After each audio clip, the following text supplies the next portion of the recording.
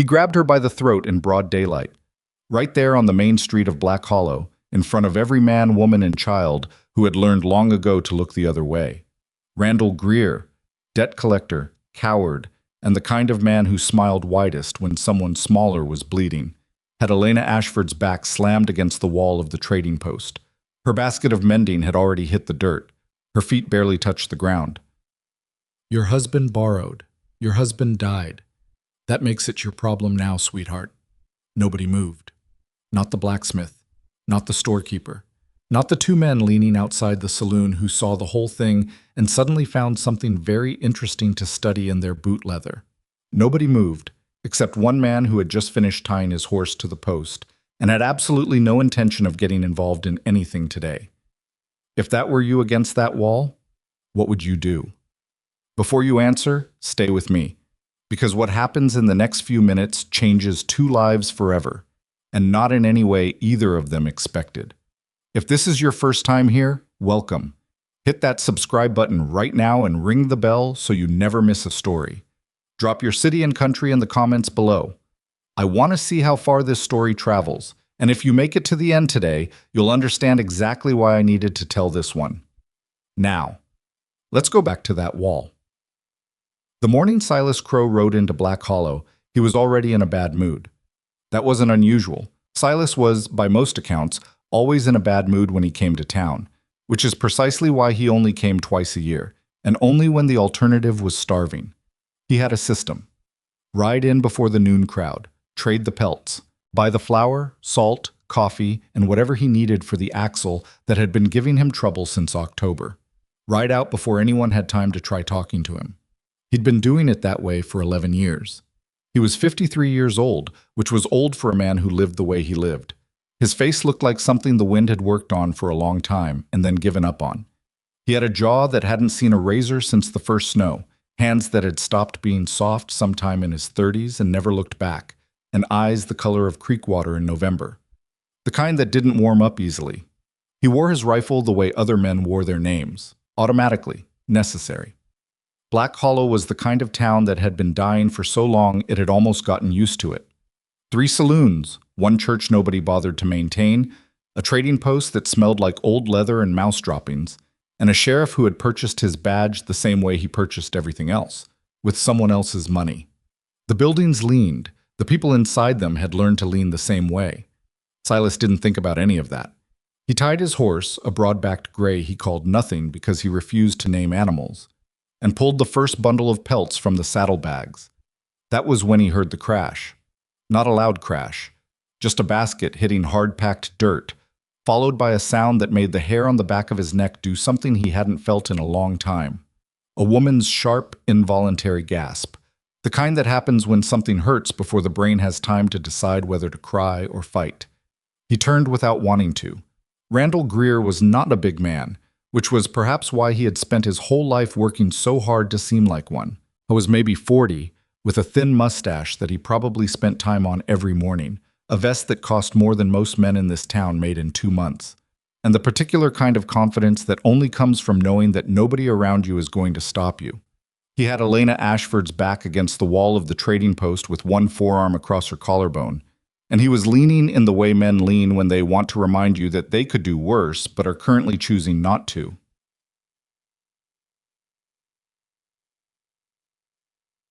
"Told you this was the last time I'd come and ask nicely," he was saying. His voice was smooth. That was the worst part. Men who used their voices like tools, who practiced being calm while doing ugly things. "Thomas left a debt. The debt is $200. You have nothing." So we moved to the next arrangement. Elena Ashford didn't look like someone who had run out of fight. She looked like someone who had been fighting for so long that her body was doing it on instinct, while her mind was still trying to catch up. She was somewhere around 30, Silas guessed, though the kind of tired around her eyes made it harder to be sure. Dark hair pulled back simply, a dress that had been mended in 3 places he could see from 15 feet away. One hand was flat against the wall behind her, braced. The other had hold of Greer's wrist, not pulling it off. She must have already understood that wouldn't work, but pressing against it with the controlled strength of someone rationing what force they had left. "I told you," she said. Her voice was steady. That surprised him. I have nothing to give you. I have told you that every time you've come. Thomas is dead. The debt died with... Debts don't die. Greer pushed a little more weight into his forearm. People die. Debts move on to whoever's left standing. Silas stood there for 3 full seconds. He told himself this was not his problem. He told himself that interfering in other men's business arrangements, however ugly they were, was exactly the kind of thing that got people killed in places like Black Hollow, where the law was a costume and not a function. He told himself he had pelts to sell and a broken axle to source and 3 hours of daylight to use before the pass got dark.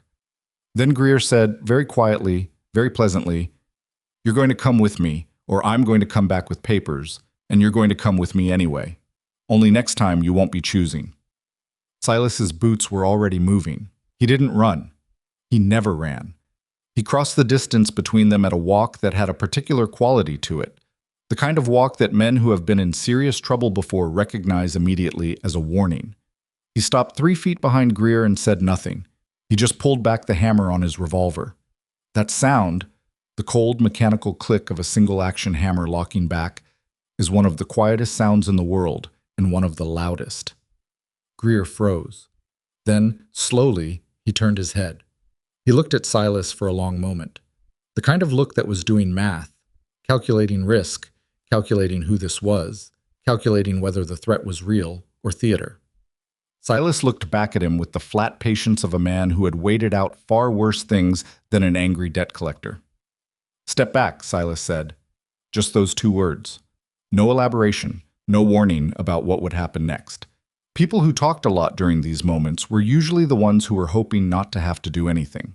Silas had found that brevity communicated something that speeches could never quite manage. Greer took 1 step back, then another. He straightened his vest. He looked at Elena, then at Silas, then at the small crowd of people who had materialized at a safe distance, not to help, never to help, but to watch with the guilty fascination of people who are relieved it isn't them. "You're making a mistake," Greer said. "Probably," Silas agreed. He didn't lower the hammer. Greer looked at him for 1 more long beat, then he smiled. The kind of smile that was more like a marker, something he was placing on the moment so he could come back to it later. "We'll settle this properly," he said, to no one in particular. Then he walked away. The hammer came down slowly, carefully. Silas tucked the revolver back into its holster and stood for a moment looking at nothing, which was his way of reminding himself that what he had just done was over and didn't need any more attention than it had already gotten. Then he looked at Elena Ashford. She had straightened up from the wall. She was brushing dust off her sleeves, a practical, automatic gesture. She was not crying. He noticed that. Some part of him noticed that with an attention he didn't entirely want to give it. "Thank you," she said. "Don't thank me," he said. "I'm leaving." He went back to his horse and his pelts and spent the next hour in the trading post going through the ordinary business of his twice-yearly trip. He found the axle fitting he needed. He negotiated a fair price for the winter furs. Not good. The trader tried everything, but fair. He got his flour and his coffee and the particular salt he preferred, which they only sometimes had. I was walking out the door, saddlebags loaded and horse ready, when Elena Ashford was suddenly beside him. "He'll be back tonight," she said. Silas stopped walking. He didn't turn around. "He'll bring the sheriff," she continued. "Sheriff Holt owes him something. I don't know exactly what, but I know how that works in this town. And when a man like Greer and a man like Holt arrive together at night at the home of a woman alone, there are other women in this town. None of them will take me in. Thomas's reputation wasn't..." She stopped, chose different words. "People here believe whatever they're told by whoever has the most power to punish them. That's this town." Silas turned around. He looked at her the way he looked at terrain, practically, without sentiment. She held the look without flinching, which he noted. "What exactly are you asking me?" "Take me with you." The silence that followed was the specific silence of a thing being seriously considered rather than the silence of disbelief. Silas Crowe was not a man who expressed disbelief through silence. He expressed careful calculation through it. "Into the mountains," he said. "Yes." "It's not spring up there yet. It won't be for 8, maybe 10 weeks. I know that." "You don't know that," he said. "You think you know that. You have no idea what that actually means." "Then tell me." He looked at her for another long moment. Women don't survive up there. Something moved in her face. Not hurt. He had expected hurt. More like the expression of someone being told a fact they are preparing to argue with using their entire life. How many women have tried? He didn't answer that because the answer was none, and she had probably already guessed it. I have skills, she said. I can cook, preserve, sew, trap small game if shown how. I'm not looking for comfort. I'm looking for time. Time to be somewhere Greer can't reach me until I figure out my next step. Your husband's debt was $200. She looked at him steadily. Which I assume is roughly what those pelts brought you today. He didn't answer that either. The silence stretched another direction, a different kind of silence. This is not a negotiation I intend to have standing in the street, he finally said. He went back inside the trading post. She waited outside. He came out 7 minutes later, mounted his horse, and didn't look at her while he said, Get what you need. You have 20 minutes. You will carry everything you bring. I won't carry it for you. She turned and walked without running, quickly, but without running, which he filed somewhere he didn't have a label for yet. What happened in those 20 minutes was nothing like what Silas expected, because he expected her to come back with too much. The way people always did when they had no idea what they were walking into. A trunk, probably. Bundles. The things people clung to that had weight without use. She came back with a canvas sack. Inside it, he would learn later, 2 changes of clothes, a small knife, a sewing kit, dried herbs she'd been growing in her window box, a wool blanket, and a book of some kind that she never explained and he never asked about. The sack weighed less than the salt he'd purchased for himself. He noticed that too. And then he noticed that he was noticing things about this woman with a frequency that was starting to be inconvenient. They rode out of Black Hollow in the middle of the afternoon without ceremony. Nobody waved.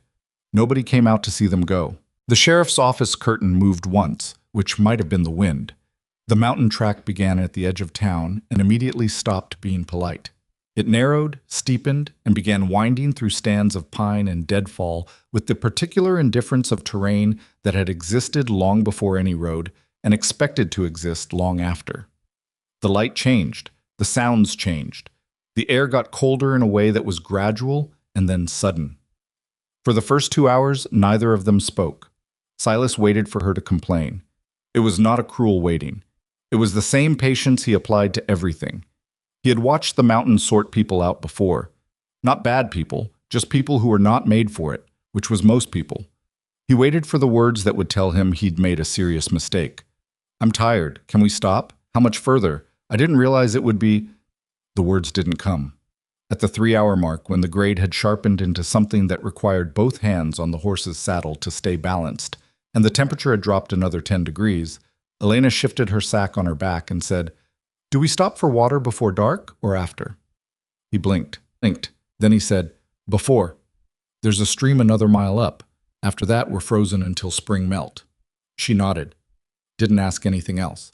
He found himself reassessing something he hadn't finished assessing the first time. They stopped at the stream. Elena filled both their canteens without being asked and used the time also to check the girth strap on the horse, correctly, which meant she'd spent time around animals before. The sky above the pines was going the color of cold iron. We make camp in another hour, Silas said. There's a lean-to I keep stocked. Okay, it's not... He paused. It's not comfortable. I know. You keep saying that. She looked at him, and for the first time there was something almost like humor in it. And you keep being surprised that I mean it. He had absolutely nothing to say to that. At the lean-to, she helped without being directed and didn't do anything wrong, which was something he could not say about the last 3 hired hands he'd taken on in his life, all of whom had lasted between 4 and 11 days.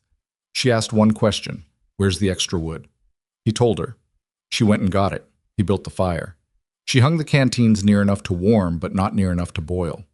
He cooked. She ate what was put in front of her without commentary. And then, in the small dark of the lean-to, with the fire making the shadows shift around them and the wind making the trees talk to each other in the old way they did up here, Silas Crowe sat across from a woman he'd known for one afternoon and felt something he'd worked very hard for 11 years to stop feeling. Not attraction, not exactly. Something harder to name and therefore harder to dismiss. The feeling of another person's presence. Actual, specific, non-threatening presence. Like turning around in an empty room and finding it wasn't empty, and realizing only in that moment how long you'd believed it was. He didn't say anything. She didn't either. She fell asleep on her side of the lean-to with one arm under her head and the steadiness of someone who was tired enough that fear had simply lost the argument for the night. Silas sat with the fire for a long time. He was not a man who had romantic notions about rescue or redemption or second chances. He had been alone long enough to understand the actual texture of it, not the romantic ache of it, but the practical, settled, daily fact of it. He had built his life around that fact. He had organized every choice to protect it. He looked at the sleeping shape across the fire and thought, you just paid $200 and half your supply run to take in a stranger who is going to struggle with everything and probably slow you down and change the rhythm of a life that you have spent 11 years perfecting. And then he thought, she didn't flinch, not in the street, not on the trail, not even now, in a strange man's shelter at the edge of the known world, somewhere the town she'd come from probably thought of as the edge of the map. She hadn't flinched once. He pulled his coat tighter and looked at the fire and let the wind make its noise and didn't let himself think anything else that night, because thinking things had a way of becoming true up here in the mountains. And Silas Crowe had learned, the hard way, that the truest things were also sometimes the ones you weren't nearly prepared enough for. The first morning in the mountains, Elena woke up before Silas did. That was the first surprise. I was a light sleeper, had been for decades, out of necessity. And the sound of another person moving in the dark usually pulled him up the same way a cold hand on the shoulder did. But she moved quietly enough that he only registered she was gone when the fire noise changed, because someone had added wood to it. He lay still for a moment with his eyes open, listening. She was outside. He could hear the specific creak of someone moving carefully through snow crust. Not stumbling, not panicking, just moving with deliberate attention to where the weight went. A few minutes later, she came back in, and the smell of coffee came with her, because she had found the kettle and the grounds without asking and put them to use. He sat up. She was crouched by the fire with her back to him, and she didn't turn around or say good morning or offer any of the conversational noises people usually made when they were sharing a small space and were nervous about it. She just poured coffee into the tin cup she'd located somewhere in the lean-to's supplies and held it out behind her without looking. He took it, drank it. It was slightly too strong, which was exactly how he made it. He didn't say anything about that. He wasn't sure what he would have said. They broke camp in 20 minutes. Elena packed the blankets the way he'd folded them the night before. Not because he'd shown her, but because she'd watched him and then replicated it. He only noticed because the tie knots were different from his, tighter, and he caught himself staring at the bedroll for a moment too long before he shook himself loose and went to saddle the horse. The second day of climbing was worse than the first, in the way that second days in the mountains always were. The first day had adrenaline in it. Adrenaline from the street, from the decision, from the newness of everything. The second day had none of that. The second day was just cold and steep and long, and whatever the body had been running on before had to be replenished from actual reserves. Silas knew this. He watched Elena from the corner of his eye, waiting for the moment she hit the wall that most people hit around mid-morning, when the grade sharpened and the air thinned and the legs started sending complaints that the brain could no longer reasonably ignore. She hit it at about the 2-hour mark. He could tell by the change in her breathing and the way her steps got shorter. What she didn't do was slow down. She shortened her stride and kept the pace and breathed harder and didn't say a word about any of it. He would have respected that even in a man he didn't like. By noon, they had reached the secondary trail that wound above the tree line into the higher basin where his cabin sat. This was where the mountain stopped pretending. The wind had a temperature and direction of its own up here. Not the wind of the lower slopes that just made you cold, but the wind of elevation that made you understand, somewhere below thought, that the world was indifferent to whether you continued or not. Elena stopped walking. He turned, expecting something. The request to rest, the look of someone reconsidering everything, some version of the retreat he had mentally predicted she'd make before they reached this point. She was looking at the view. Not the view of where they were going. The view of where they'd come from. Black Hollow was invisible from up here, so the whole valley was just a pale seam between white ridges. But she was looking at it anyway, at the space where it was, with an expression he didn't try to read. "You don't have to decide anything right now," he said before he could stop himself. She looked at him. I already decided. The deciding you did down there and the deciding required up here are not the same decision. She thought about that honestly, which he appreciated. She didn't just push back reflexively the way people did when they felt their resolve was being questioned. She actually considered it, looking back out at the valley. Thomas used to say I didn't understand the weight of things, she said. He wasn't cruel about it. He just believed it. Silas waited. He might have been right about some things, she said. He wasn't right about that one. She picked up her sack and started walking again. He followed. He realized, following her for about 4 steps before the trail narrowed and he moved back to the front. He filed that away with the other things he was collecting about this woman that he didn't have a shelf for yet. The cabin came into view in the late afternoon. It was not impressive. He knew that. He had stopped seeing it as anything other than what it was, a structure built by his own hands over the course of 3 winters, solid in the ways that mattered and rough in the ways that didn't. One main room, a sleeping loft, a storage lean-to along the north wall, and a fireplace that took up most of the east end and was the actual heart of the place in any functional sense. The chinking between the logs had been redone 2 autumns ago. The roof held. The door hung straight. Elena stood at the edge of the clearing and looked at it. It's real, she said. He wasn't sure what she meant by that and didn't ask. Inside, the cold was the specific dense cold of a space that had been closed against winter for months. Not drafty cold, not damp cold, just stored cold, the cold of stone and sealed wood that had been keeping the dark in. He got the fire going. The kindling was where he'd left it, bone dry and stacked correctly, and the fire caught in the way it always did when you'd done the preparation before you needed the result. She walked the room while he built the fire, not touching things, just looking, the way you look at a place when you're trying to understand what kind of life it represents. He let her. He didn't offer a tour or explanations. The room would tell her what it told her. There was one chair. He registered that when she got to it. It was the only chair, positioned near the fire, with a small table beside it holding a lamp and 2 books, both of which had been read so many times the spines had given up and the pages fanned a little. She didn't sit in it. She moved past it to the kitchen area and opened the flour canisters to see what was there. You have cornmeal, she said. Some. And salt pork. Yes. I can make something tonight that isn't just boiled. You don't have to. I know I don't have to. She said it without heat. I want something hot that has flavor in it. Is that allowed? He looked at her back for a moment. Yes, he said. That's allowed. She cooked that night with the efficient familiarity of someone who had spent years making something from not quite enough. He sat in the chair, his chair, the only chair, and watched her without meaning to watch her, in the way you watch a fire, not because you're studying it, but because it's the only moving thing in the room.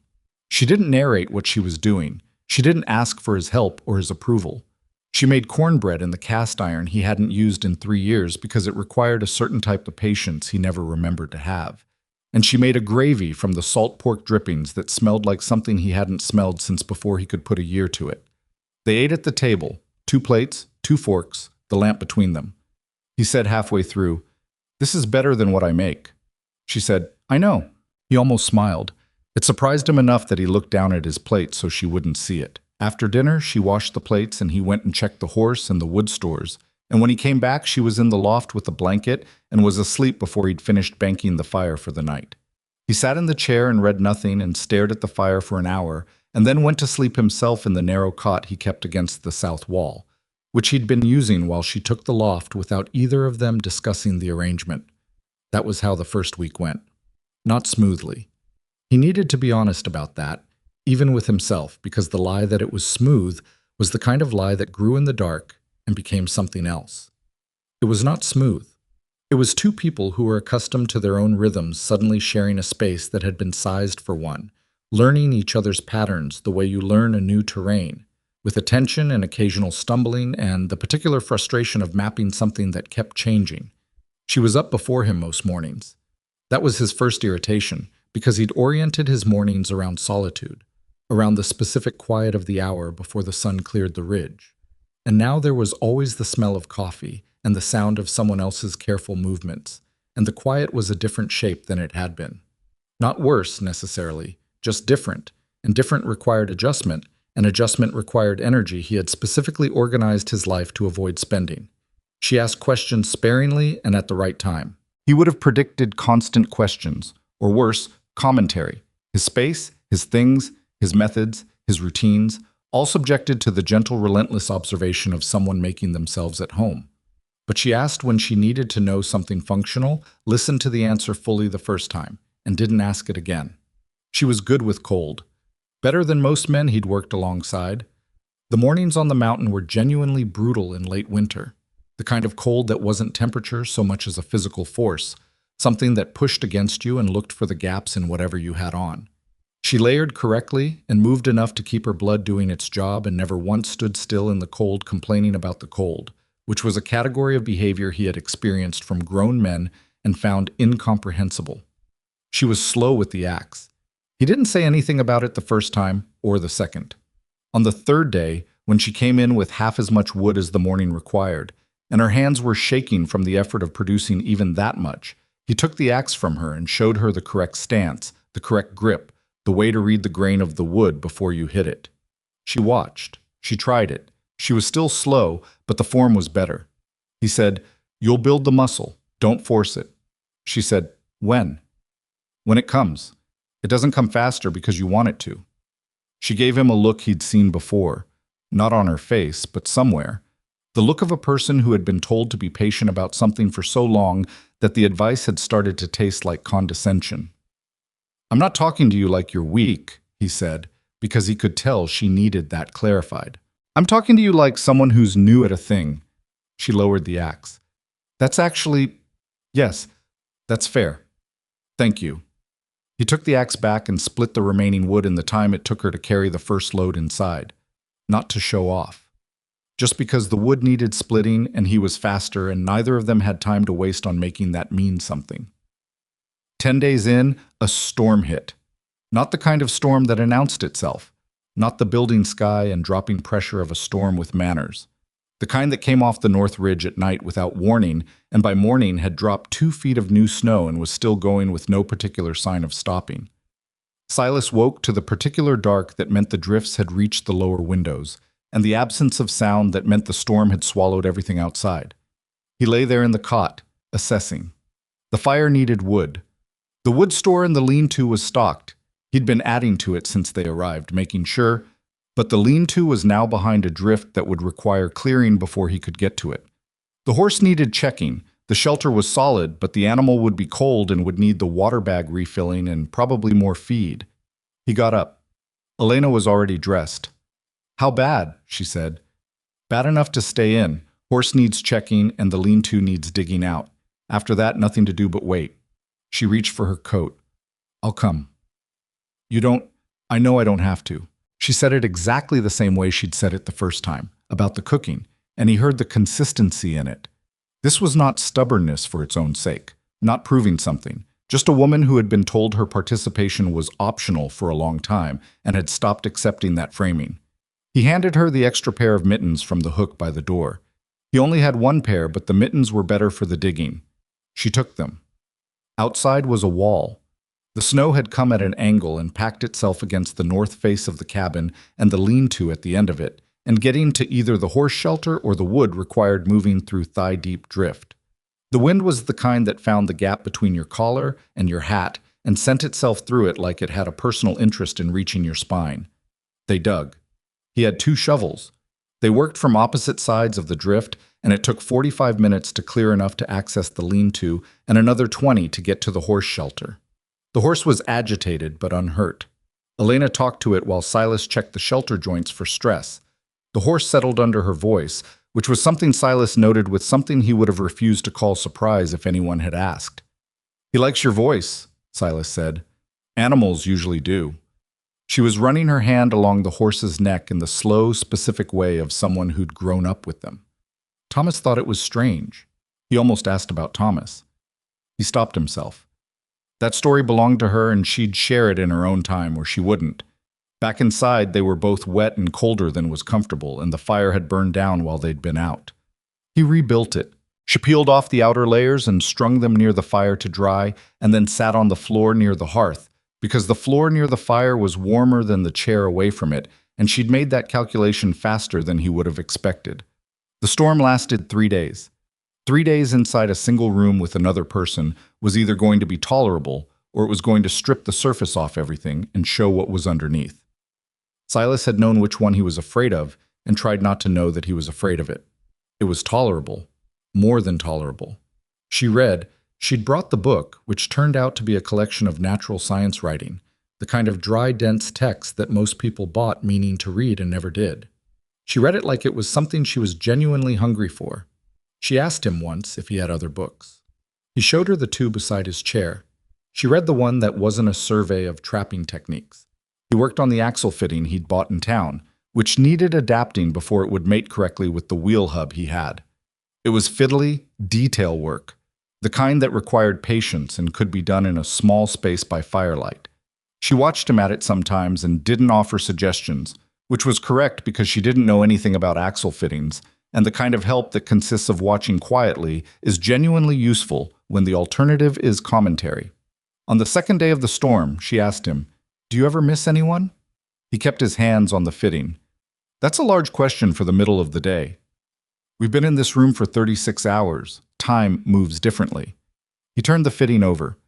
"I used to. Stopped being useful at some point. What changed? Got far enough away that the missing turned into something else. Memory, mostly. Memory isn't the same thing." She thought about that. "I don't know if I agree with that." "You don't have to." "I miss my mother," she said. "She died 6 years ago. I still miss her the way I missed her 6 years ago. It hasn't turned into memory. It's still missing." He looked at her then. "She teach you to cook?"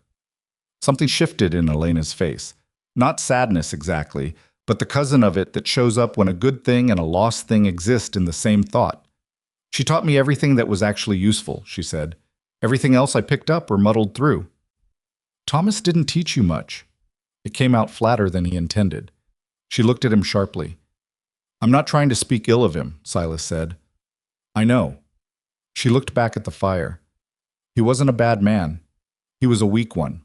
There's a difference, and most people don't bother to make it." She was quiet for a moment. "He borrowed the money meaning to pay it back. He just kept not having enough to pay it back and kept making other decisions before that debt.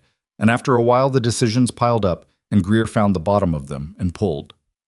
"How long had you known about the debt?" She paused.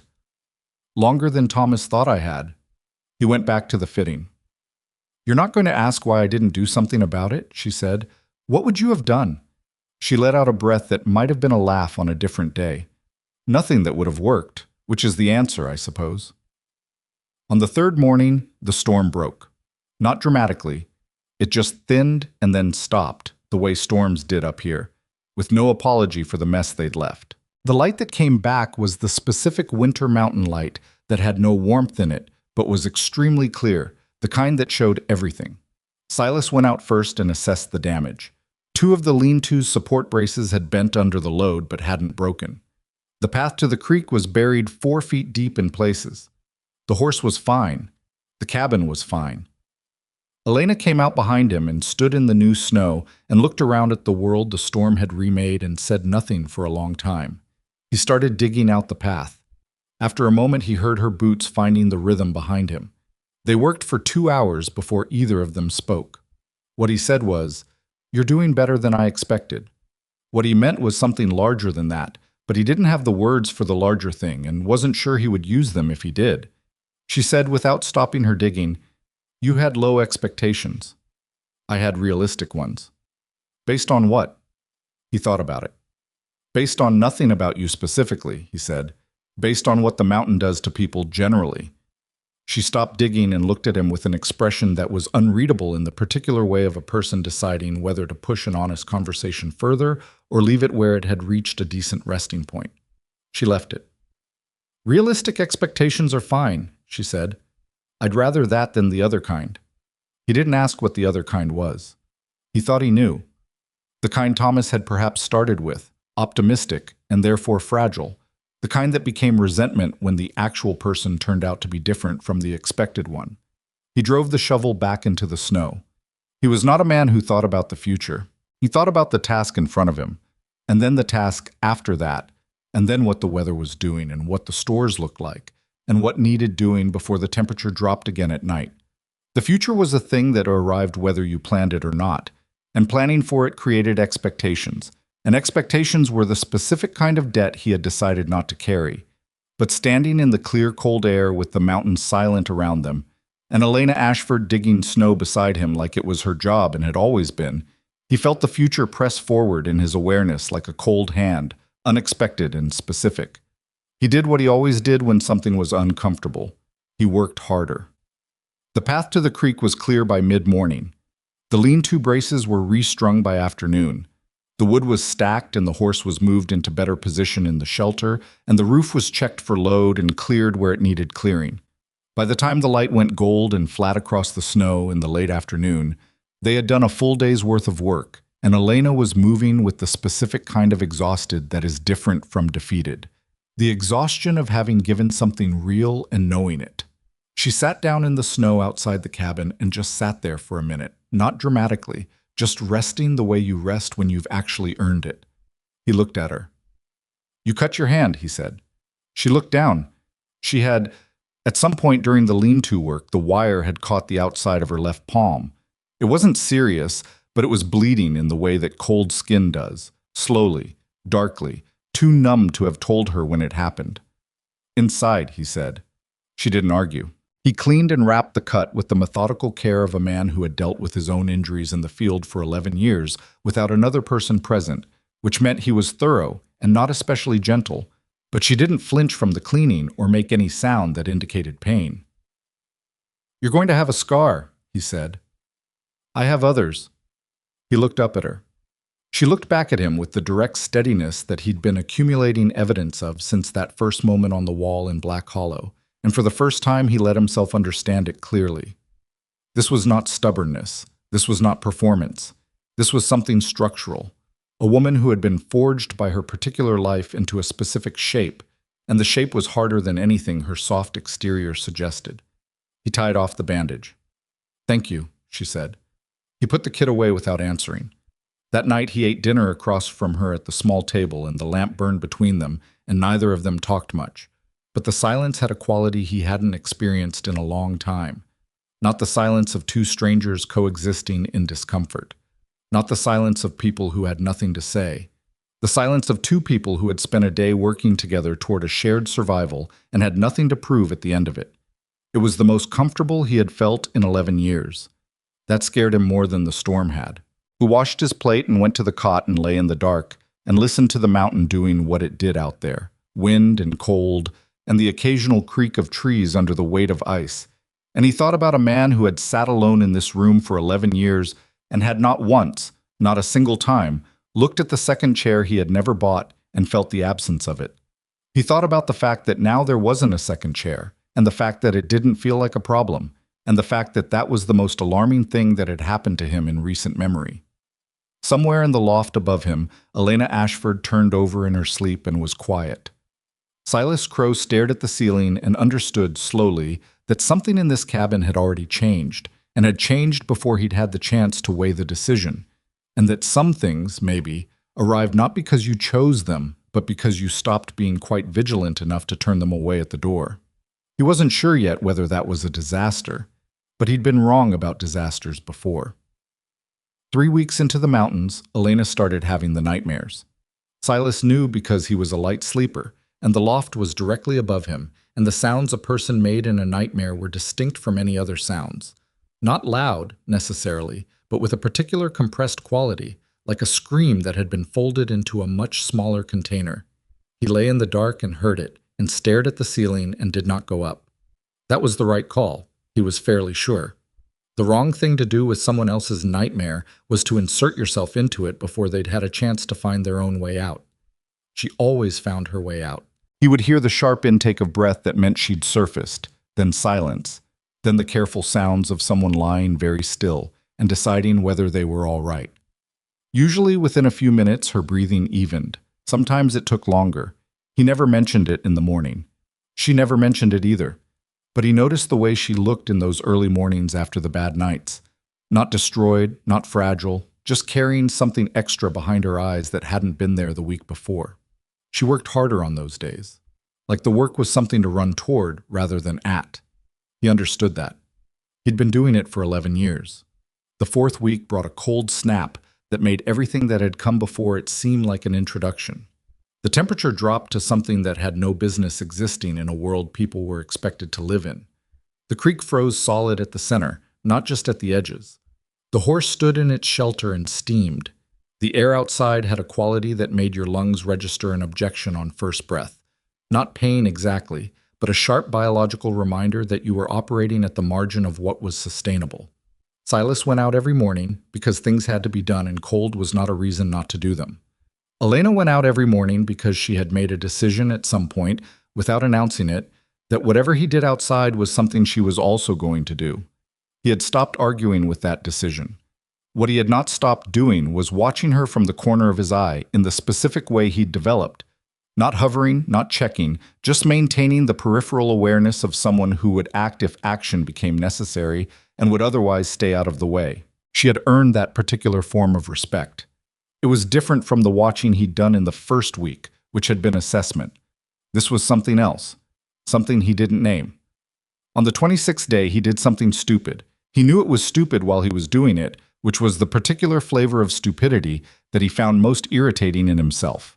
Not the blind kind, not the impulsive kind, but the deliberate kind, the kind that makes its decision with full information and proceeds anyway because the task is sitting there, needing to be done, and there is genuinely no one else, and so you do it.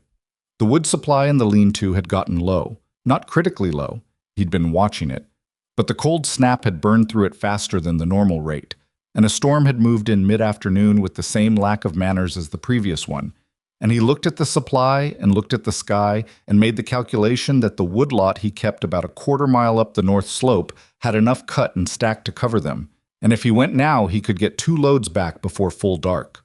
Elena was inside. He didn't tell her where he was going. He told himself that was because she didn't need to know every movement he made, which was true. And also, in this particular instance, not the real reason. The real reason was that she would have either insisted on coming, which in this cold, with the storm building, would have been a genuine problem, or she would have looked at him with the expression she had when she thought something was unwise, but had decided not to say so. And he didn't want to see that expression because he suspected she was right. He took the sled and the rope and went up the slope. The first load went fine. He cut through the new surface crust that the storm had already built on the trail, and loaded the sled, and came back and stacked it, and went up again before Elena had come out to ask anything. The second load was where it went wrong. He'd gotten the sled loaded and was heading back down the slope when the storm shifted. Storms on that mountain did things that didn't follow patterns. That was the thing about them. They had their own interior logic that had nothing to do with what the clouds looked like from below. And the wind came off the ridge in a direction he hadn't anticipated and hit him on the left side at the same moment his left boot found the ice beneath the snow crust. He went down hard. The sled went sideways. He caught the rope with both hands instinctively, and that was the wrong thing to do because the sled had momentum and the slope had grade, and for about 6 seconds he was being dragged before he got his boots into the snow and stopped the whole thing. But those 6 seconds included a fall and a drag across ice crust, and the temperature was what it was. And by the time he was standing again, his right side had taken a hit against a buried rock that he felt through the coat and the cold both. He stood for a moment, breathing. The wind was significant now. The visibility had dropped to maybe 40 feet. He looked at the distance back to the cabin, which was downhill and manageable under normal conditions, and was currently neither of those things. He made it back. That was what mattered.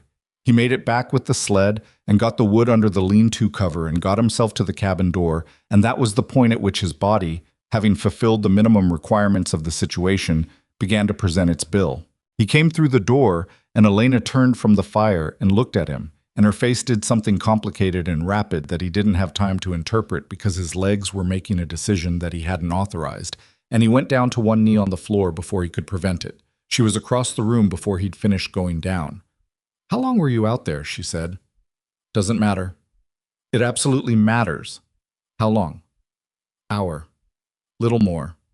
She had his coat off in a way that was efficient and not gentle, and that was exactly right. That was the correct approach. and she was running her hands along his arms and checking his fingers for color, and he wanted to tell her he was fine, and couldn't quite produce the words with the conviction they would have needed. "Your right side," she said, "fell. I can see that." Her hands found the rib area and pressed, gently at first and then with more precision, and he made a sound he immediately resented making. "Can you breathe deep?" he demonstrated. "Okay," she said. "Not broken. Probably." She looked at his face, which was the color of something that had been outside for too long. "You're going into the chair, now." "I need to—" "Everything outside is done," she said, with a flatness that closed the subject. "I checked while you were gone. I didn't know where you were and I checked. Everything is handled. You are going into the chair." He went into the chair. I wasn't sure exactly when the shivering started because it was the kind that built gradually from the inside rather than announcing itself. The deep shivering of a body that had used up its reserves, keeping the core warm, and was now presenting that cost in the only currency available. Elena had blankets from the loft on him within 2 minutes. She put water on and didn't offer commentary about the situation or the decisions that had led to it, which he was grateful for in a way he would not have been able to express without sounding pathetic. "The wood was low," he said through the shivering. "Yes," she said. "Someone had to go." "Yes," she said, in the same even tone. "And now someone has to warm up." He closed his eyes. The fire was doing its work and the blankets were doing their work and his body was doing the unglamorous, grinding work of thermal recovery, which was not comfortable and not quick. He must have slept because when he opened his eyes, the light in the room was different, darker, the window fully black, the lamp lit and Elena sitting on the floor near the fire with her back against the stone base of the hearth. She wasn't reading, she was just sitting, watching the fire and occasionally watching him. And when he opened his eyes, she looked at him with an expression that was careful in the way that covered something it wasn't ready to show. "How long?" he said. 3 hours. He moved and the ribs reminded him immediately, and he settled. "Drink this," she said, and handed him a cup that was something between broth and tea, made from the dried herbs she'd brought in her canvas sack. And he drank it without asking what it was because he was cold and it was hot and she had made it. It tasted like something his mother had made once, a long time ago. He didn't say that. "You should have told me where you were going," she said. "I know." She looked at him. She had expected an argument, apparently, because the agreement stopped her. "That's it? You know? What else do you want me to say?" She was quiet for a moment. "I want you to say you understand why it matters." He looked at the fire. "Because if I didn't come back, you'd have been up here alone with no way to know what had happened and no way down in this weather." "Yes, I know," he said again. She pulled her knees to her chest and looked at the fire. "I spent 3 hours not knowing if—" She stopped, started over. "I was managing it.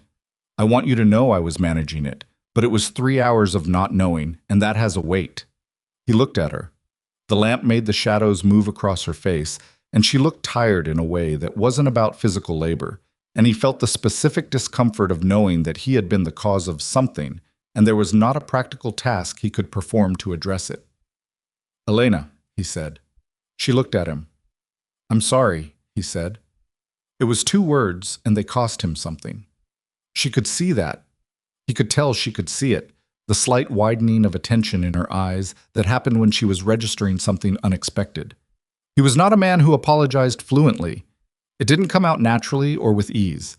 It came out the way something comes out when it's been sitting in a tight space and finally gets moved. She nodded once. "Okay," she said. That was it. No extended processing, no accounting of grievances, no requirement that he say more. Just, okay. And she looked back at the fire. He drank the rest of the herb broth and let the warmth work on him, and thought about a woman who accepted a genuine apology without needing to wring anything extra out of it, and how that quality was rarer than most of the things people spent time valuing. The fever came that night. He'd known it might. The cold exposure, plus the physical impact, plus the toll of the past weeks. His body made the predictable calculation, and the fever was the result. It came on slowly at first, the way fevers did when the body was still trying to negotiate with itself, and then with more commitment around midnight, and by the time Elena registered what was happening, his temperature had climbed to somewhere that made coherent thought a project requiring effort. She did not panic. He was aware enough at first to notice that.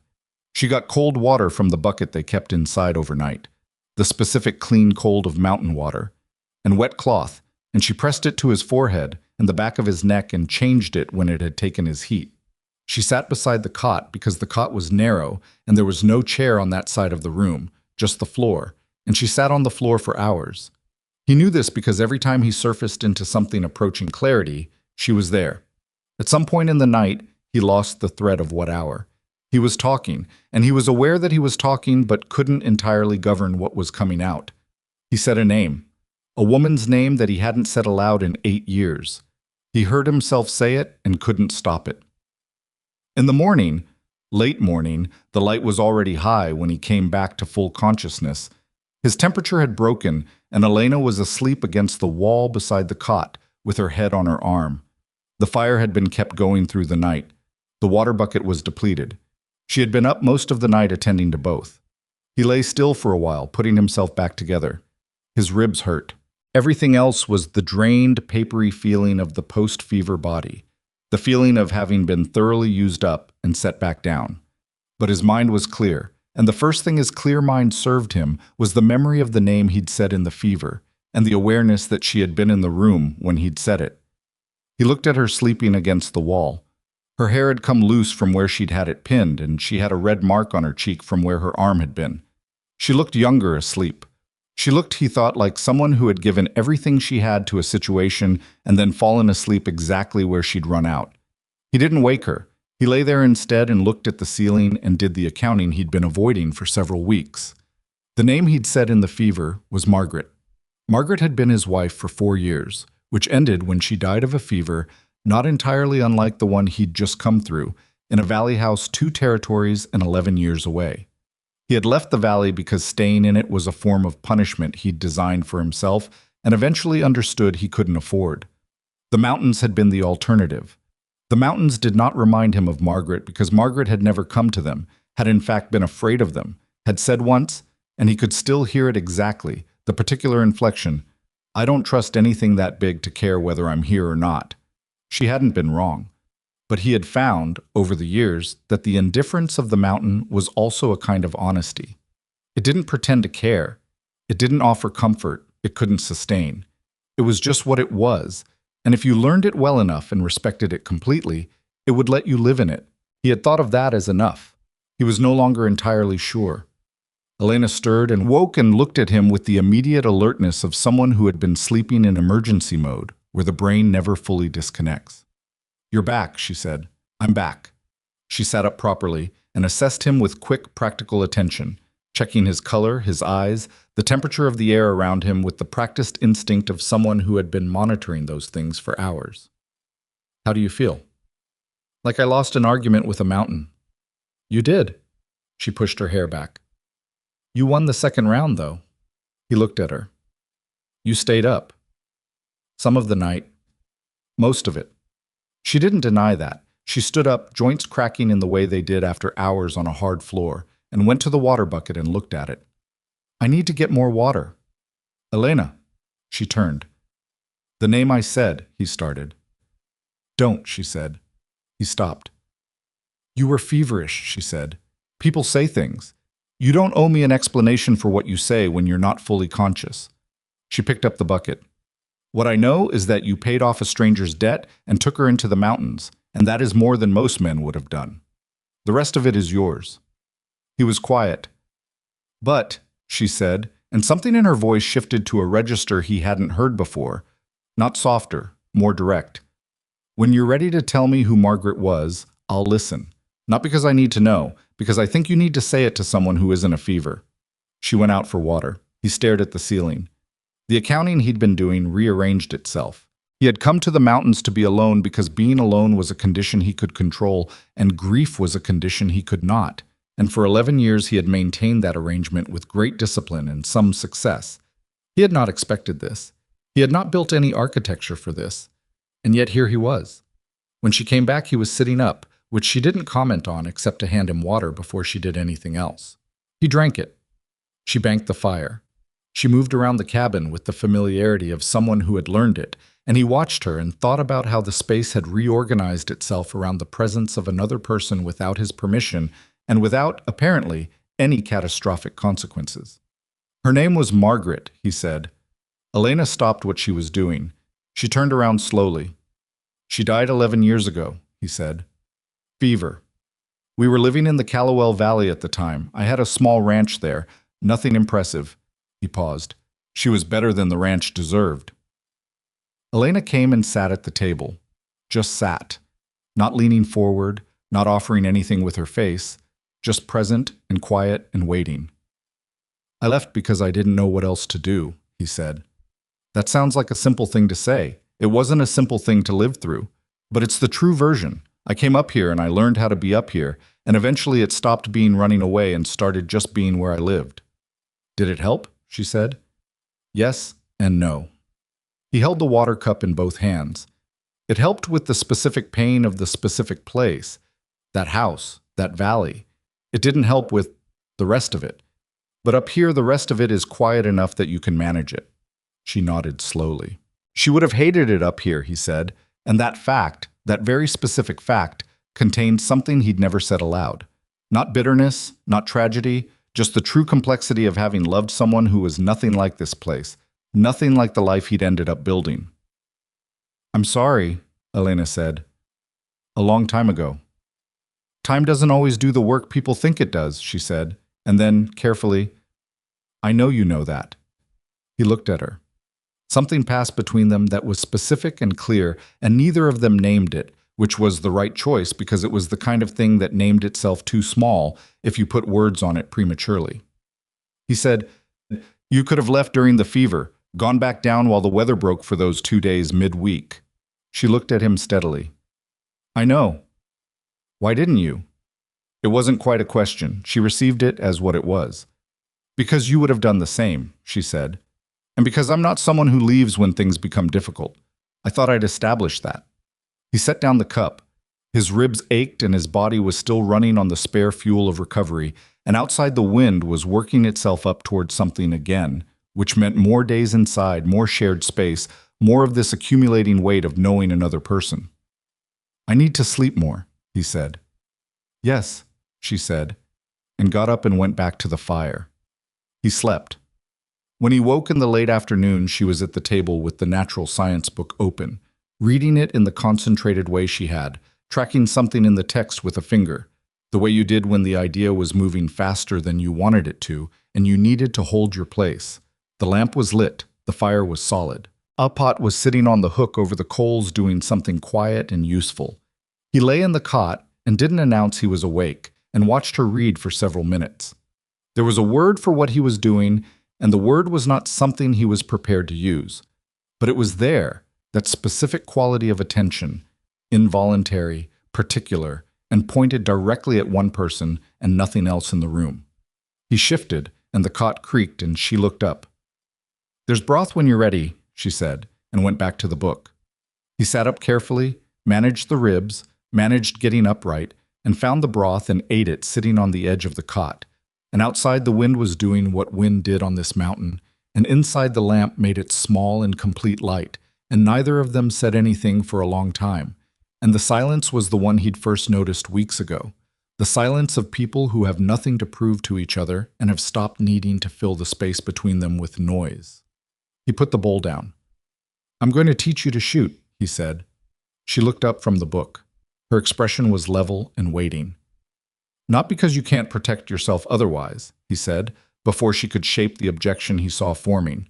Because you should be able to protect yourself in every way that's available. This is a mountain. There are animals. There are situations. He paused. And there may be other situations come spring, when the pass opens. He watched her understand what he meant. He watched the understanding move through her face, not fear exactly, and not surprise. More like someone who had been holding a door against something heavy and had just been told they were allowed to stop holding it and deal with what was on the other side. Greer, she said. He's the kind of man who marks things as unfinished, Silas said. I've known the type. She set the book down. You think he'll come up here? I think when the snow melts and the pass opens, any man who considers a woman his property is going to want to know where she went. He looked at her directly. I want you to be able to answer that question yourself. She was quiet for a long moment. Then she said, I've never fired a gun. I know. I'm not sure I... She stopped. I'm not sure it's something I can do. What it requires. He thought about that. He thought about the wall in Black Hollow and her hand braced against it and the steadiness of her voice when everything around it had been pressure and threat. Yes, you are, he said. You already know you can do it. You're just afraid of knowing. She looked at him with an expression he hadn't seen on her face before. Not quite vulnerable, more like someone whose accurate self-assessment had been read aloud by someone else, and they hadn't expected that. Tomorrow, he said. If I'm standing tomorrow, we start. And if you're not standing, then the day after. She picked the book back up. He thought she was going to leave it there. Then she said quietly, without looking up from the page, Silas. Thank you for telling me about Margaret. He didn't answer for a moment. Thank you for staying, he said. The fire shifted. The lamp held its ground. Outside, the mountain did what it had always done, indifferent, enormous, and in its way, honest about exactly what it was. Inside, two damaged and imperfect people sat in the same small room and occupied it together, and neither of them felt the need to make that mean more than it was, or less than it had become. And that balance, fragile and unspoken and real, was exactly the kind of thing the mountain had no patience for, and the two of them were building anyway. He was standing the next day, barely, and with the particular stiff carefulness of a man whose ribs were still filing a formal complaint, but standing. Elena didn't comment on the way he moved. She just handed him coffee and ate her breakfast and waited. And when he set his cup down and said, "Come outside," she put on her coat without ceremony and followed him. The revolver he intended to teach her with was not a small gun. He knew that. It was a Remington single-action .44 caliber, with a barrel that was longer than her hand and a trigger pull that required real intention. He had a smaller pistol, a .32 that would have been the logical starting point for someone new.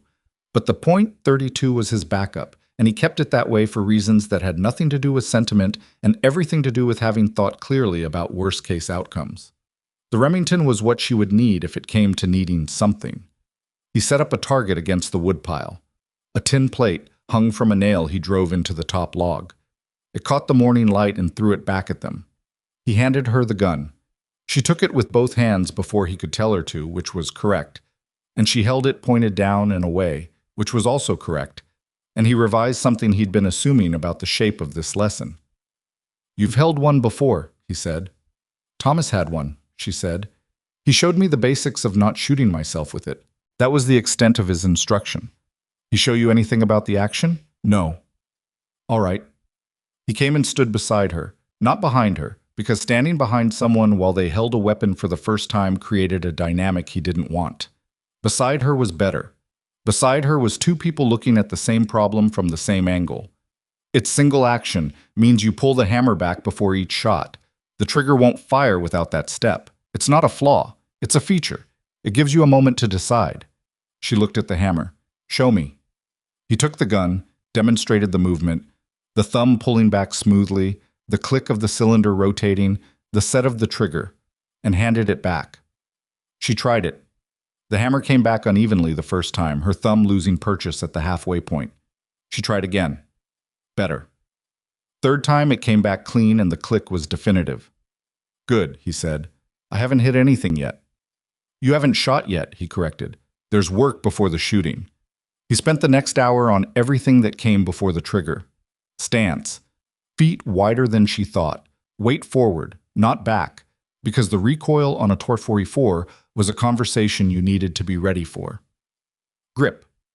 Both hands, dominant hand's thumb crossing under, not over, because she'd break it otherwise. Sight picture, front sight, rear sight, target, in that order of focus. Front sight. Most important, target will blur. And that was fine. She listened. She didn't ask questions unless she needed to, which he had come to understand was her default way of taking in information. Complete absorption first, questions from the gaps later. Then she shot. The first round hit the log 3 inches left of the plate and about 4 inches low. The recoil surprised her. He could see it in her shoulders. and her face when she turned to him was the expression of someone recalculating. "It's louder than I expected," she said. "Yes." "And the push? You were braced for it, but in the wrong direction. You leaned back. You need to lean into it." She turned back to the target, pulled the hammer, corrected her weight, fired. The plate moved. Not a solid hit, she'd caught the edge, but the plate moved, and the sound of metal on metal was different from the sound of lead hitting wood. She stood there for a second looking at it. He said nothing. She pulled the hammer and shot again. The plate swung hard and dropped off the nail. Neither of them said anything for a moment. Then she said, "Put it back up." He put it back up. That was how the shooting lessons went. Not triumphant, not cinematic, real in the way that learning anything real was. With the frustration of bad days and the specific satisfaction of incremental improvement and the recurring problem of her dominant wrist, which tired faster than the rest of her and cost her accuracy at the end of each session. He told her that was a strength issue and would resolve with time, and she said, "How much time?" And he said, "Less than you think," which was the honest answer and also the useful one. She was out there every morning he permitted it, and some mornings he didn't permit it because the cold or the wind made it genuinely unsafe to be handling firearms outside. And those mornings she was visibly frustrated in the contained way she was frustrated with everything, which was to say it showed in her eyes for about 30 seconds and then got filed somewhere and she went and did something else instead. He watched her progress with the attention of someone who had taught men to shoot before and understood the difference between someone learning a mechanical skill and someone learning what the skill was actually for. A lot of people could hit targets. The question the mountain and the spring was going to ask was whether she could hold her hand steady when the thing in front of her wasn't a tin plate. He thought she could. He was careful about why he thought so.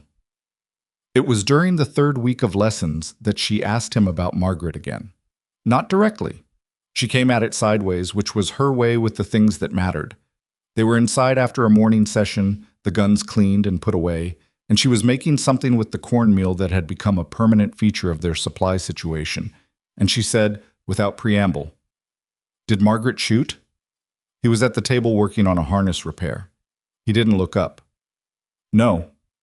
"Did she want to?" "Never came up." She stirred the pot. "The valley you were in, was it dangerous?" "Less than here. More than she deserved." He set down the harness piece. "She didn't carry a weapon. There was no reason to, where we were. The ranch had neighbors within hollering distance, and the town was 2 hours south." He paused. "The fever wasn't the kind of thing a gun would have helped with." "No," she said quietly. "I know." He picked the harness back up. She was fun. Margaret. People don't always remember that about people they've lost, the specific things. They remember big shapes. She was kind. She was good. But she was funny, too. Particular sense of humor. Dry. You never quite saw it coming. He stopped. "I don't know why I said that." "Because it's true," Elena said. "And true things need saying sometimes." He looked at her back. She was still stirring. "Thomas wasn't funny," she said, in the same thoughtful register. "He was charming, which is different. Charming is a thing you do. Funny is a thing you are." She scraped the side of the pot. "I miss that. Having someone around who found the same things absurd that I did. It sounds small." "It isn't small." "No," she agreed. "It isn't." The snow had been softening for about a week. Not melting, not yet, but losing the crystalline hardness of deep winter and taking on the heavier, wetter quality that meant the season was thinking about changing its mind. Silas watched it. He watched the sky the same way he watched Elena during the shooting lessons, with the peripheral attention of someone tracking something they knew was going to matter. The pass would open in 3 to 5 weeks, depending on the sun and the nights. Maybe a little longer if a late storm came through, and late storms were not unusual. But the window was narrowing. That was the truth of it. The window was narrowing, and Silas spent more and more of his quiet time, the hours before Elena woke, the time at the woodpile when he could think without the self-consciousness that her presence had introduced, doing the math on Randall Greer. He knew the type because the frontier produced a reliable supply of them. Men for whom control was not about desire, not primarily, but about accounting. Greer had an entry in his ledger that read Elena Ashford, and next to it a balance that he considered unpaid. And men like that did not write those entries off. They did not shrug and move on. They came back to the ledger and they settled it, because an unsettled account was a statement about them and what they would accept, and what they would accept was nothing. He would come when the pass opened. He would come with help, because men like Greer didn't take the risk of coming alone to collect a debt from a mountain trapper who had already pointed a gun at them. Silas thought about the cabin, the clearing in front of it, which was open ground, about 30 yards across. The tree line to the north, which was where he would position himself if he were the one approaching. The lean-to along the east wall, which created a blind spot on that side. The single door, which faced south, which was the direction of the pass. He thought about these things and said nothing to Elena for another week. She brought it up herself, which didn't surprise him. She came in from an afternoon shooting session. She was going out alone now, which was a recent development and had required him to let go of something he hadn't quite named as reluctance. And she cleaned the gun the way he'd shown her and put it away and said, "He's going to come." Silas was cutting salt pork into the pot. "Yes." "When the snow melts enough." "Yes." She sat down at the table. "How many men do you think he'll bring?" He considered the question honestly. "He'll want enough that he feels certain, which for a man like that means more than necessary. 3, maybe 4. You have a rifle and 2 revolvers, and now you have one of the revolvers." She was quiet for a moment. "Silas, 4 men. I know the math. I'm not questioning your—" She stopped. "I just need to understand what we're actually planning. Are we planning to win this, or are we planning to survive it?" He looked at her. "Same thing, up here." She met his eyes and held them. "Tell me what you need me to be able to do." So he told her. He told her about the clearing, the sight lines, the blind spots. He told her that his rifle had the range advantage, and he'd use that first, from the tree line if he had time to position himself, which he might not. He told her the lean-to blind spot was a problem, and that if men got into it, that eastern approach became dangerous. He told her that a single defender against multiple attackers relied on controlling the ground and the timing, and that meant ideally hitting them when they were still on approach and hadn't spread out. She listened with the same complete absorption she brought to everything. "And if you can't hold the approach," she said, "then it comes to the cabin, and you're inside. With the Remington." "With the Remington. The door is solid. I built it that way. And it opens inward and has 2 bars. If it comes to that, you bar it, and you wait for a shot through the window, and you take it." She was quiet for a long moment. "Can you do that?" he said. Not a challenge, a genuine question. "I don't know," she said. I know you've never. That's not what I'm asking." She looked at the table, then she looked up. "Ask me again when it's happening," she said. "I'll tell you then." That was the right answer. He recognized it as the right answer because it was honest about the specific unknowability of that particular question and didn't try to cover the unknowing with bravado. "All right," he said. The next day's lesson was different. Instead of the tin plate, he had her shoot at a target he'd cut from a piece of canvas, the rough shape of a human torso, hung from the same nail. She stood in front of it for a moment before she raised the gun, and he watched her face work through something that was private and necessary, and that he gave her the space to get through. She raised the gun, pulled the hammer, shot, center mass. She lowered the gun. He said nothing. She pulled the hammer and shot again. And again. Each shot deliberate, each shot taking what it was aimed at. When the cylinder was empty, she stood there looking at the canvas, and her face had a quality he hadn't seen before. Not satisfaction, not distress, but the face of someone who has crossed a line. They drew themselves and is now standing on the other side of it, assessing the terrain. "It's different," she said. "Yes. I didn't expect—" She stopped. "I kept thinking it would feel like something I couldn't do." "And?" "It feels like something I have to do," she said. "There's a difference." He took the gun and reloaded it and handed it back. "Again," he said. She shot again. And again the next morning. And every morning after that until the snow in the clearing had softened enough to pool at midday and refreeze at night, and the sound of the creek, which had been sealed in ice since November, could occasionally be heard in the distance as a muted, tentative movement of water, remembering what it was. It was during this thawing stretch, this in-between time, that the thing between Silas and Elena that had been building without official acknowledgement finally surfaced in the only way it could. Not dramatically, Not with declarations, but in the small, specific, quiet way of two people who have run out of polite reasons to pretend they don't see each other clearly. It happened in the evening. She had been reading and he had been doing nothing in particular, which was an activity he had forgotten he was capable of, simply sitting by the fire, not engaged in any task. And she had closed the book and set it down, and they'd sat in silence for a while. And then she'd said, in a voice that was careful but not afraid, "What happens in the spring, after, if it—" She paused. "What did you imagine when you thought forward?" He looked at the fire. "I don't think forward very much." "I know, but if you did—" He was quiet for long enough that it might have looked like he wasn't going to answer. Then, "I haven't been alone up here out of preference," he said. "Not exactly. More like, I didn't have a reason to be otherwise. The alone was easier than finding out what the alternative looked like." She waited. "Now I know what the alternative looks like," he said. She was very still. "It looks like someone who gets up before me and makes the coffee too strong," he said, "and asks the questions that need asking and doesn't ask the ones that don't, and shoots center mass and didn't flinch and stayed up all night when I was sick, and—" He stopped. The list was getting away from him. "And I have no idea what to do with knowing that." She turned her head and looked at him with an expression that was the accumulation of everything she'd been holding carefully for weeks. Not hiding, not suppressing, just holding until the right moment, the way you hold something that matters. "You don't have to do anything with it right now," she said. "I know. But it's there." "It's there," he agreed. She looked back at the fire. He looked at the fire. The cabin was warm. Outside, the snow was doing its slow work of becoming something else. Neither of them moved toward each other, and neither of them moved away, and the thing between them sat in the room acknowledged and unhurried, and neither bigger nor smaller than it actually was.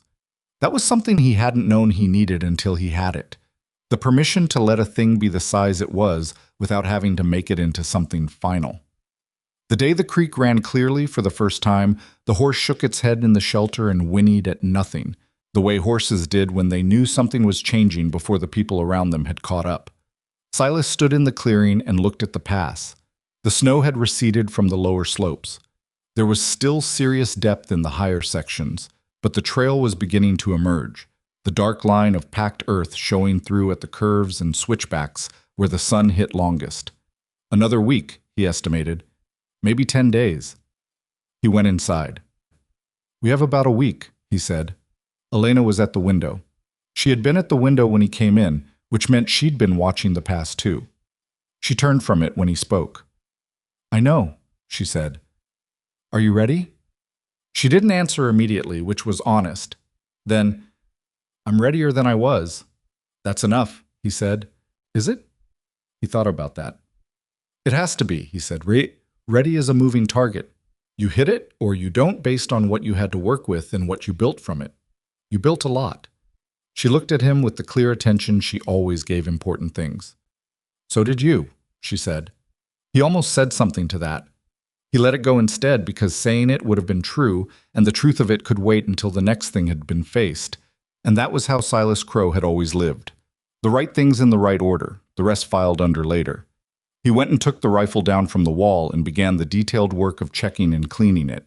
Not that it needed it, he maintained it well. But the checking was a ritual as much as a function, a way of paying attention to the thing you were going to need to depend on. Elena watched him for a moment. Then she went and got the Remington and set it on the table and cleaned that too, with the methodical sequence he'd taught her. The patches and the rod and the oil applied in the right amount and the right places. They sat at the table cleaning guns in the specific quiet of people who know what is coming and are choosing to be ready for it in every way available to them. The lamp burned between them. Outside, the mountain was releasing its winter in stages, reluctantly, the way it did everything, on its own schedule, at its own speed, for its own reasons. And somewhere far below, where the pass met the valley road and the valley road met Black Hollow, a man with a thin mustache and a ledger in his mind was looking up at the melting snow line and beginning to think about unfinished business. Silas knew it the way he knew weather, not with evidence he could point to, with the specific instinct of someone who had been paying close attention to the world for long enough that he could sometimes feel what was coming before it arrived. He ran the cleaning patch through the rifle barrel one more time. He looked at Elena across the table, her head bent over the Remington, working the rod with steady hands. She felt him look and glanced up. Neither of them said anything. Neither of them needed to. The week they had left was going to be used, every hour of it, and neither of them was going to waste it on fear, because fear didn't prepare you for anything, and they had both, in their separate histories and now in their shared one, learned what actual preparation looked like. It looked like this: two people, one lamp, two clean guns, and a door that faced south toward whatever was coming. The week passed the way weeks did when you were waiting for something. Not slowly, not quickly, but with a strange uneven quality, some hours stretching and some disappearing entirely, the whole of it feeling less like time passing and more like a rope being pulled through your hands. Silas used every day of it. He walked the perimeter of the clearing each morning, studying it the way he'd studied terrain his whole life. Not romantically, not strategically in any formal sense, just with the practical attention of someone who needed to know every angle, every shadow, every place where the ground dipped or rose enough to matter. He moved the horse to the back of the shelter and reinforced the shelter wall on the south side. He cleared a specific line of sight from the tree line to the cabin door, cutting low branches that would have deflected a rifle shot without providing any actual cover. He relocated the spare ammunition from the lean-to to inside the cabin, behind the east wall, away from the windows. Elena watched all of this without comment and without question, which meant she understood what it was. On this fourth day, she came out while he was assessing the cabin's east wall, the one that faced the blind spot of the lean-to, and she said, "I've been thinking about the window on this side." He looked at her. "If someone comes around the lean-to while you're in the tree line," she said, "I won't see them from the south window. This window—" She put her hand on the east-facing shutter. "I'd see them before they reached the corner." He looked at the window. He looked at the approach angle. She was right, and the fact that she'd worked it out on her own without him walking her through it settled something in his chest that he didn't speak about. "Keep the shutter cracked," he said. "Not open. Cracked. You want to see without being seen." She nodded. "And I stay out of the direct line from the opening." Yes. She had learned well. That was the simple truth of it. She had learned well, and she had worked hard, and she had done it without the kind of fear that made people clumsy, which was the most dangerous kind of fear in a situation that required steady hands. He didn't know whether that absence of fear was courage, or whether she had simply decided, at some fundamental level, that being afraid was a luxury she couldn't afford and had stopped producing it. Either way, the result was the same. She was ready in the ways that could be prepared for. The rest was in the hands of whatever actually happened, and whatever actually happened was never the thing you'd prepared for exactly. And both of them knew that, and neither of them said it. On the sixth day it rained. Not snow, rain, which meant the temperature had shifted decisively, which meant the pass was open or near enough to open that the difference didn't matter.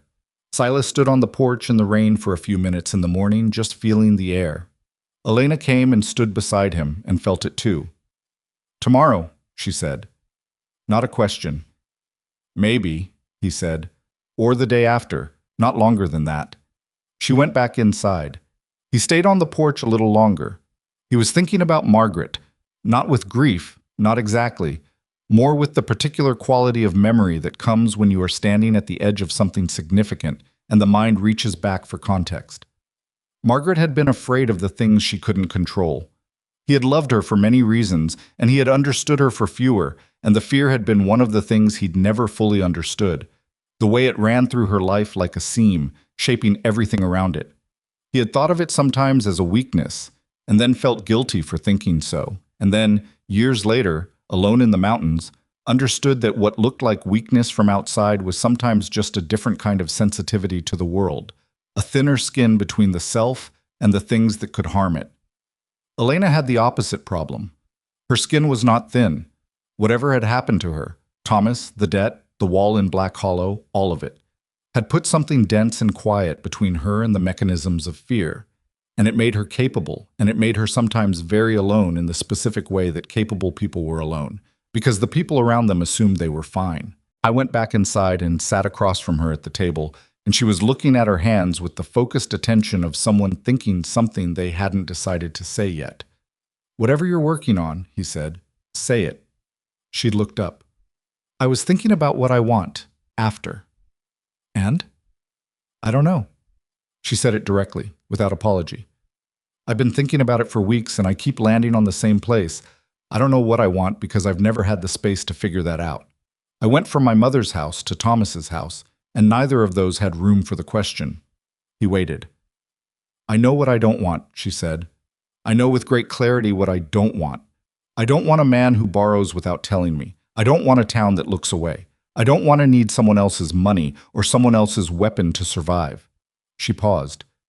This, she gestured around the cabin, has been the first time in my life I felt like I was actually building something, even if I wasn't sure what it was. He was quiet for a moment. You could stay, he said. She looked at him. That's not... He stopped, tried again. I'm not asking you to stay as a... I'm not putting a name on it. I'm saying the option is there. If you want it. There's enough work for 2 people up here, and the cabin is... It can be made larger. I've thought about it before. The corner of her mouth moved. You've thought about making the cabin larger. The storage is inadequate. Is that why? He looked at her, and she looked at him, and the thing that had been living between them for weeks was in the room fully now, not hidden, not manageable. No, he said. That's not why. She looked at the table for a moment, then she looked back at him. Ask me again, she said. When this is over, ask me then. He nodded once. All right. They slept that night in their respective places, him on the cot, her in the loft. And the rain had stopped and the mountain was very quiet, and he lay awake for a while doing what he always did when something mattered, which was letting it sit in him without doing anything about it until the doing became clear. The morning it happened was a Tuesday, though neither of them kept close track of the days. The light came through the south window at a low angle that meant early, maybe an hour past sunrise, and Silas woke with the particular alertness of a man who has been trained by years of solitude to register deviations from normal before he's fully conscious. The horse. It had made a sound. Just once, just a short, sharp noise, and then stopped. But it was not the noise of a cold horse, or a bored horse, or a hungry horse. It was the noise of a horse that had perceived something approaching and was announcing it. It was off the cot and to the window before Elena had registered the movement. He looked through the shutter crack. 3 men on the trail. Still in the trees at the edge of the clearing. They hadn't come out into the open yet. He could see them because he knew what to look for, because he'd walked that tree line himself and knew exactly where the trail emerged and where someone with sense would pause to look the ground over before committing to the crossing. Greer was not among the 3. That was the first piece of information, and it mattered, which meant Greer was either not here yet or was approaching from a different angle. Elena. Quiet, flat. She was already coming down the loft ladder. She had the Remington in her hand. She had slept with it nearby, which he knew because he had noted it without saying anything 2 weeks ago when she'd started doing it. 3 in the tree line, he said. North edge. Greer? Not in that group. Her face processed that. East side? Maybe. Or he's behind them and waiting. He took the rifle from the wall. He checked the load, already knowing it was right, doing it anyway, because you always checked. That was the rule, the one you never broke. And he went to the door and set his hand on the bar. The shutter, he said. She was already moving to the east window. He lifted the bar and opened the door and stepped out onto the porch in the thin morning light, and the air was cold and smelled like wet pine, and the clearing was empty and pale, and the 3 men in the tree line went very still when they saw him. He stood there and waited. The middle man came out of the trees first. He was big, genuinely big, not Greer's performed authority, but actual size. And he moved with the practiced caution of someone who'd done this kind of work before. He stopped at the tree line edge and looked at Silas and the rifle and did the math. We're looking for a woman, he said. Goes by Elena Ashford. Mr. Greer says she's come up here. Mr. Greer, Silas said, says a lot of things. He does. He also pays well for delivery. The man looked over the cabin, the clearing, the lean-to, taking inventory. Why don't you make this simple for everyone? Simple for Mr. Greer isn't the same as simple for everyone. The man moved his coat aside to show the gun at his hip. Not drawing, just showing. We're going to need you to step aside, old man. Silas looked at him. He had been called old man before. He had generally found that the men who said it had something to prove about their own youth. There are 3 of you in the tree line, Silas said. I can see 2 others behind you. I've been looking at that tree line every morning for 3 months. I know every inch of it. He said it evenly, without heat. You want to step out into this clearing with me. That's your choice. But I'd think about it hard first. The big man hadn't moved. The 2 behind him had gone still in the way that meant they were readjusting their read of the situation. Then, from behind the lean-to, Randall Greer walked out. He had come up the east side, which Silas had predicted as possible and hoped against. He'd come around the back while his men fronted the clearing, and now he stood between the lean-to and the south wall of the cabin with a pistol already in his hand and the particular smile of a man who believes he has just played the winning card. "Drop it," Greer said. Silas didn't drop it. He turned to face Greer, which put his back to the 3 men at the tree line, which was a bad position, and both of them knew it. "Elena," Greer called toward the cabin, pleasant and cold in the same voice he'd used on that wall in Black Hollow. "Come out now and no one gets hurt here. You have my word on that." Silence from the cabin. "I paid the debt," Silas said. "Paid it in full. In town. You took the money." "I took a down payment on the inconvenience," Greer said. "The rest of the debt is the 3 months she's been up here playing house with a mountain hermit instead of—" "Instead of what?" Silas said. Greer's smile shifted. "Drop the rifle." "No." The words sat in the air between them. Behind Silas, he heard the big man moving, coming out of the tree line, into the clearing, committing to the crossing. The sound of boots on wet ground. He tracked it without turning.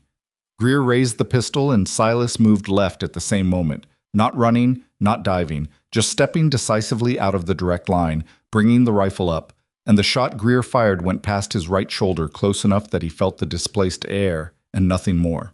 He fired back. The rifle shot hit Greer in the left shoulder and put him down but not out. He was down on one knee, still holding the pistol, which meant the next few seconds were critical and complicated. The man from the tree line was moving faster now, no longer cautious, closing the distance across the clearing with the committed speed of someone who had been watching a standoff and had decided to end it. Silas worked the rifle action. The second man from the tree line, the one who'd been silent the whole time, which was the one Silas had been most worried about, moved to the right, flanking, and Silas tracked him, and the angles were wrong. All of it was wrong. Too much ground to cover with 2 hands and 1 gun. Greer was getting back to his feet, and then the east shutter opened. Not all the way, just enough. And Elena's voice came through it, quiet and completely level. "Greer." He looked toward the sound. Instinct. You looked when your name was said in a voice that had no fear in it. The Remington fired from the cracked shutter. The shot was true. It was not the edge of a tin plate hanging from a nail. It was not the canvas target with its rough human shape. It was the real thing, the actual terrible real thing that all of those mornings in the cold had been building toward. And Elena Ashford took it with both hands steady and her weight forward the way she'd been taught, and she did not close her eyes. Greer went down and did not get up. The silence that followed was the specific silence of a thing that has reached its conclusion. Not peaceful. Silence that came from violence was not peaceful, but definitive, the kind that meant something was finished. The 2 remaining men from the tree line stood in the clearing. The big man had stopped moving. The one who had been flanking had stopped too. They looked at Greer on the ground. They looked at Silas with the rifle. They looked at the cabin window. The big man put his hands up. It was not a heroic gesture. It was a practical one. He was an employed man, not a true believer, and what he'd been employed to do was no longer a viable project, and the person paying him was no longer in a position to pay anyone anything. "We'll go," he said. "Yes," Silas said. "You will." They went. He watched them all the way to the tree line and past it, and listened until the sounds of their retreat had been replaced by ordinary mountain sounds, wind, birds, that had been scared into silence beginning to recover their voices, the creek doing its usual business. His hands were steady. That was something. His ribs hurt where the exertion had reminded them of their recent history. He turned to the cabin. Elena was standing in the doorway. Not leaning. Standing. She had come out when the fight was over. He hadn't heard her cross the room, hadn't heard the door. But she was there, and the Remington was at her side in the loose, deliberate carry of someone who has decided the immediate need for it has passed. She was pale. Not shaking. Pale. with the color drawn out of her face the way color went when the body was running its emergency protocols, and had rerouted everything to the essential systems. But she was standing straight and her eyes were clear. He crossed the clearing to her. He stopped a few feet away and looked at her, and she looked at him. And what passed between them in that look was the entire winter. Every storm, every lesson, every morning of coffee, too strong, and every evening of lamp-lit silence, and the fever, and the name he'd said in it, and the question she hadn't answered yet. "You all right?" he said. She considered the question honestly, the way she considered everything. "I will be," she said. "Not right this moment, but I will be." That was the true answer, and he respected it as such. He looked past her into the clearing, at Greer, face down in the wet spring dirt, still and final, at the marks in the ground from the men who had come and left, at his own cabin standing solid behind her, the door hanging open, the east shutter still cracked where the shot had come through. "We need to deal with him," he said. "I know." They did. It was not a thing he would ever describe as anything other than what it was, necessary and grim, and something you didn't rush but also didn't extend. He handled it, and she helped without being asked, and neither of them talked during it. Afterward, they stood at the tree line, and Silas looked north for a long time, and Elena stood beside him. "The men who left," she said. "They'll go back down." "Yes." "What happens then?" "Greer was who he was," Silas said. "Men like him have arrangements with sheriffs, and that's what holds their power together. Without him—" He paused. "Sheriff Holt is a man who survives by being on the side with the most weight. He'll reread the situation and come down where it's safest for him. Which is not pursuing this." "Which is not pursuing this," he agreed. She absorbed that. "So it's over." He looked at the mountain, at the high ridge to the north where the snow still sat heavy and white, at the lower slopes where the spring had been working its quiet, patient dissolution, at the sky above all of it, which was the particular clear blue that came after weather and before the next thing. "It's over," he said. They went back inside. It was Elena who built the fire that afternoon, and Silas who made the coffee, and neither of them remarked on the reversal of their usual order. The cabin was warm. The Remington was cleaned and put back in its place on the shelf where it had lived since the first lesson. The rifle was on its wall. They sat at the table. He had something to ask her, and she knew it, and he knew she knew it, so he didn't work up to it. He just said it. "You didn't answer me before, when I asked if you'd stay." "I said ask me when it was over." "It's over." She looked at the table for a moment, not avoiding the question, just letting it breathe. "I'll stay," she said. He nodded. "But not because I need to," she said. And she said it with the specificity of someone who needed that distinction to be on the record. "Not because there's nowhere else. Not because you own a debt or I owe a favor. I'll stay because—" She stopped. Found the honest version. "Because for the first time in my life, I'm somewhere I actually chose. And that matters more than I can explain." He looked at her. "That's the right reason," he said. She almost smiled. "Is there coffee?" He got up and got the coffee. He stood at the fire pouring it and thought about Margaret, briefly, not with the old grief which had its own specific shape he'd learned to recognize after years of it, but with the gentler thing that came after grief, the thing that was memory without the bleeding edge. He thought she would have said something dry about this entire situation. A mountain man who hated towns riding home with a woman because a bully grabbed her by the throat. She would have found the central irony of Silas Crowe, who had spent a decade perfecting his solitude, being undone by $200 and a click of a hammer. She would have been right. He brought the coffee to the table and sat down. "I need to expand the cabin," he said. Elena looked at him over her cup. "For storage." "Yes." "Of course," she said. He drank his coffee. Outside, the spring was doing what spring did. Unhurried, impervious to what anyone thought about the pace of it, following the logic of soil and sun and snow that had nothing to do with human plans. The creek ran cleanly. The tree line was beginning to show the early pale green of new growth at the ends of the dark branches. The horse moved around the shelter with the energy of an animal that had been cooped up long enough and was ready for more. There was a lot of work ahead. The cabin expansion, which was a real project and would take most of the summer if he did it right. The trap lines needed resetting from scratch after a winter of weather. The lean-to braces needed replacing properly. not the jury-rigged repair he'd done in February. The axle fitting he'd bought in town needed to be mounted before the wagon became useful again. He had never looked at the list of work ahead and thought, I want someone to share this with. He thought it now, not in a large or declared way, just as a fact, the way facts arrived when you'd stopped arguing against them.